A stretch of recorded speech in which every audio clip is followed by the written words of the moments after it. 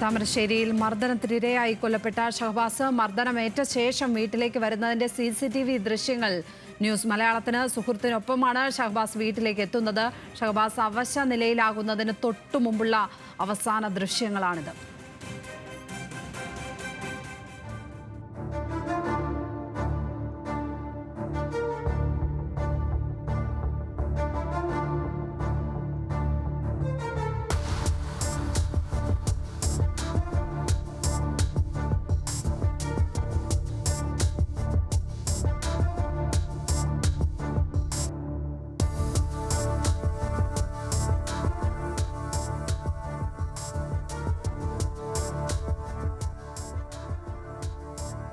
വിവരങ്ങളുമായി ദിൽഷ തിലകൻ ചേരുന്നു. ദിൽഷ, കുട്ടിക്ക് ആ 2 വീലറിൻ്റെ പുറകെയൊക്കെ ഇരുന്ന് ബാലൻസ് തെറ്റാതെ ഇരുന്ന് വരാനുള്ള ഒരു ശേഷി അന്നേരമുണ്ട്.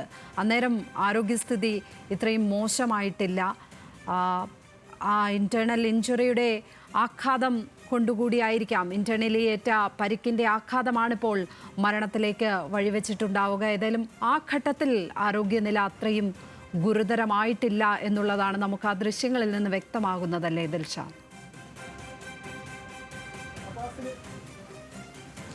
തീർച്ചയായിട്ടും ലക്ഷ്മി സൂചിപ്പിച്ചതുപോലെ തന്നെ ആ ദൃശ്യങ്ങളിൽ നിന്ന് വളരെ വ്യക്തമാണ്. ആദ്യഘട്ടത്തിൽ ഷഹബാസിന്റെ സുഹൃത്ത് ഷഹബാസുമായി മർദ്ദനമേറ്റതിനു ശേഷം ഷഹബാസുമായിട്ട് വീട്ടിലേക്ക് എത്തുന്നതിന്റെ CCTV ദൃശ്യങ്ങളാണ് ഇപ്പോൾ നമ്മൾ കണ്ടത്. അതിൽ വളരെ വ്യക്തമാണ് ഷഹബാസ് ആ 2 വീലറിൽ പുറകുവശത്തിരിക്കുന്ന മഞ്ഞ വസ്ത്രം ധരിച്ച കുട്ടിയാണ് ഷഹബാസ്. അതിൽ വളരെ വ്യക്തമാണ് ഷഹബാസിന് ആ ദൃശ്യങ്ങളിൽ നിന്ന് കാണുന്നതനുസരിച്ച് ഷഹബാസിന് ആ സമയത്ത് കാര്യമായിട്ട് വലിയ ശാരീരിക അസ്വസ്ഥതകൾ അനുഭവപ്പെട്ടിട്ടില്ല. നോർമലി തന്നെയാണ് ഷഹബാസ് അതിൽ 2 വീലറിൽ ഇരിക്കുന്നത്, വീട്ടിലേക്ക് എത്തുന്നത്.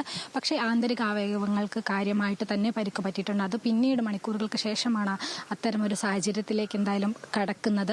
എന്തായാലും ഷഹബാസിനെ ആദ്യഘട്ടത്തിൽ എത്തിച്ചത് താമരശ്ശേരി താലൂക്ക് ആശുപത്രിയിലായിരുന്നു. പോലീസ് അവിടെ എത്തിയിട്ട് ഡോക്ടറുടെയും നഴ്സുമാരുടെയും ആ സമയത്ത് ഡ്യൂട്ടിയിൽ ഉണ്ടായിരുന്ന ആളുകളുടെ മൊഴി രേഖപ്പെടുത്തി കഴിഞ്ഞിട്ടുണ്ട്. എന്തായാലും കോഴിക്കോട് മെഡിക്കൽ കോളേജ് ആശുപത്രിയിൽ ഷഹബാസിന്റെ പോസ്റ്റ്മോർട്ടം നടപടികൾ ആരംഭിച്ചു കഴിഞ്ഞിട്ടുണ്ട്. പോസ്റ്റ്മോർട്ടത്തിന് ശേഷം മൃതദേഹം ഷഹബാസിന്റെ തറവാട് വീട്ടിലേക്കാണ് എത്തിക്കുക. നമ്മളിപ്പോൾ ഉള്ളത് ഷഹബാസിന്റെ തറവാട് വീടാണ്. നേരത്തെ വാടക വീട്ടിലായിരുന്നു ഉണ്ടായിരുന്നത്.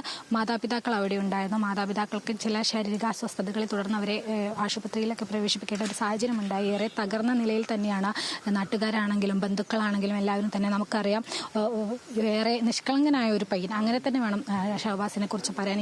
ഈ ആരുമായിട്ട് യാതൊരു പ്രശ്നങ്ങളോ വഴക്കോ തർക്കങ്ങളോ ഒന്നും ഉണ്ടാക്കാതിരുന്ന ഒരു പയ്യൻ, എല്ലാവരോടും നല്ല സൗഹൃദം കാത്തു സൂക്ഷിക്കുന്ന ഒരു കുട്ടി, അതുപോലെ തന്നെ പഠനത്തിലും ഏറെ മികവ് പുലർത്തിയിരുന്ന ഒരു കുട്ടി എന്ന് തന്നെയാണ് എല്ലാവരും ഷഹബാസിനെ കുറിച്ച് പറയുന്നത്. അങ്ങനെ ഒരു കുട്ടിക്ക് പെട്ടെന്നുണ്ടായ ഈ ഒരു അവസ്ഥ, ദാരുണമായ ഈ ഒരു അവസ്ഥ ഏവരെയും സങ്കടപ്പെടുത്തുന്നതും ഞെട്ടിക്കുന്നതുമാണ്.